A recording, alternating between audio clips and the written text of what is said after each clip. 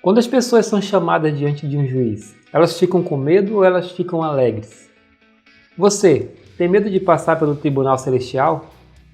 Quando alguém tem seus pecados perdoados por Deus, eles são completamente apagados ou ficam registrados em algum livro lá no céu?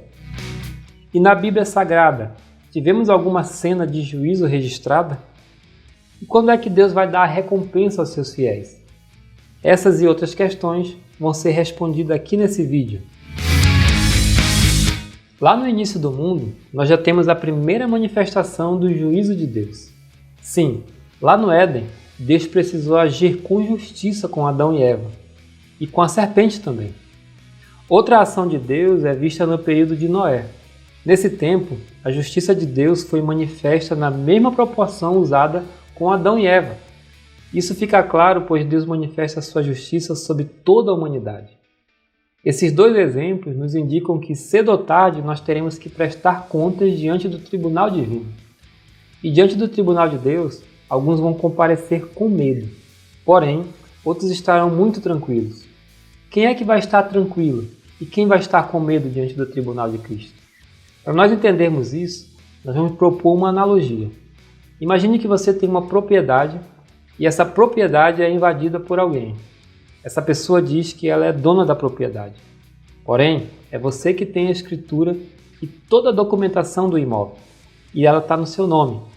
E então você vai à justiça e entra com um processo. Depois, você e o invasor são convocados para uma audiência perante o juiz. Pergunta: quem deve ter medo desse juiz? Com certeza você que estará com os documentos vai estar bem tranquilo.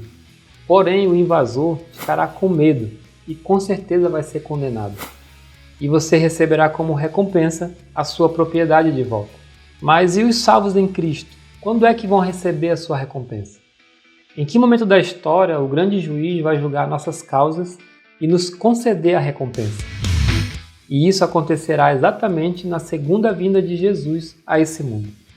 Pois a volta de Jesus Cristo não é o dia do juízo ainda, mas sim o dia da recompensa. Jesus, quando subiu, foi para o verdadeiro santuário lá no céu, onde atua como ministro, fazendo a função de intercessor pela humanidade, a qual no Antigo Testamento era exercida simbolicamente pelo sacerdote, um sacerdote humano. No julgamento, Jesus terá tanto a função de juiz, como também a função de advogado. Essas funções ele exerce em momentos distintos na história. Pense bem, nosso advogado também é juiz. Isso significa causa ganha, com certeza. Porém, nós não devemos vacilar, pois o juiz será justo e todos os que estão em Cristo não serão condenados. Porém, não podemos cair no erro de achar que uma vez salvo, sempre salvo.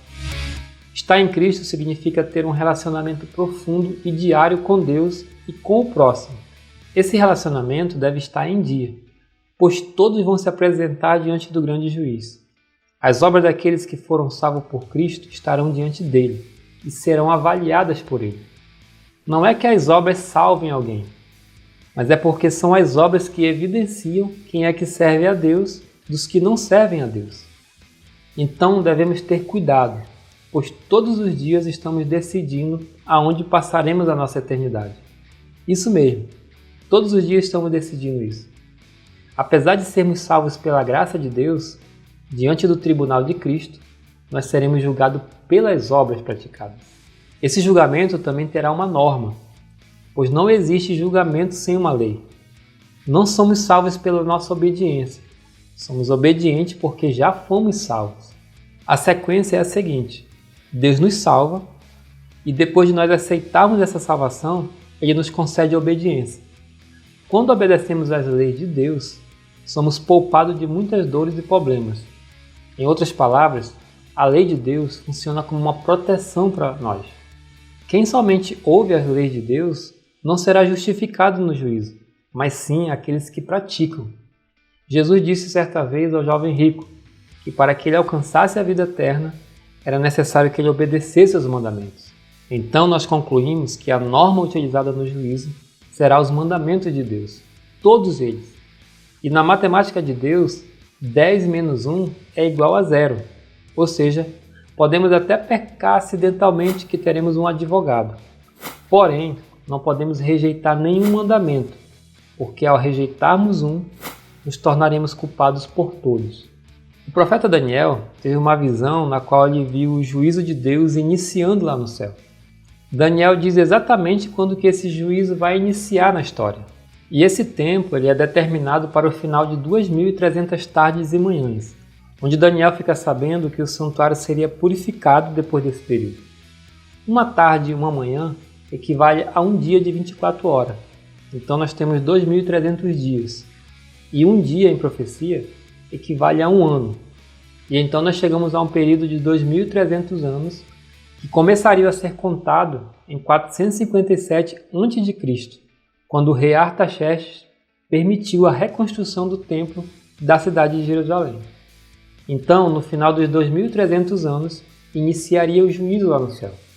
Esse juízo é iniciado pelos salvos mortos em Cristo.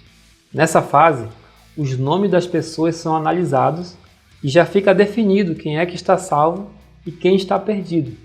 A purificação do santuário é uma referência ao dia do juízo que antecede a volta de Jesus a essa terra. Então, se contarmos os 2.300 anos a partir da permissão da reconstrução de Jerusalém, chegamos exatamente à data de 22 de outubro de 1844. É nessa data que Jesus começa a atuar como juiz investigativo no santuário celestial. E os mortos é que estão sendo julgados neste momento. Podemos dizer que essa é a primeira fase do juízo, onde os mortos em Cristo estarão sendo julgados. Mas haverá uma segunda fase. Nesta fase, os livros estarão sendo analisados, e nesses livros estarão escritos todos os atos das pessoas que rejeitaram as ações do Espírito Santo. Estará registrado todas as vezes que o Espírito Santo bateu no coração dessas pessoas e elas rejeitaram.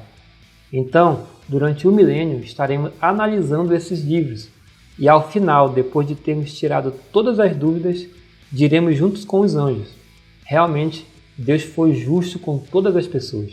Essa fase terminará quando passarem 1000 anos depois da vinda de Jesus. Ou seja, Jesus vem e começa a contar 1000 anos. E depois desses 1000 anos, então terá início a terceira fase do juízo. Essa terceira fase será a fase da execução. João descreve esse momento em que o fogo divino destruirá o pecado e pecadores para todo sempre, onde será dada a sentença final sobre todo o mal. Daniel, em seu livro, nos apresenta uma informação preciosa, mostrando que o juízo acontecerá em favor dos santos. O juízo não deve colocar medo nos servos fiéis. Porém, aos que não desejam ter uma vida sincera diante de Deus, esse dia será um dia de angústia e de sofrimento. Espero que você tenha entendido essa mensagem. Se ainda não está em Cristo, ainda dá tempo. E Ele te chama. Fique com Deus. Deus abençoe. Não esqueça de deixar o seu like aqui embaixo e comentário. Fique com Deus e até o próximo estudo.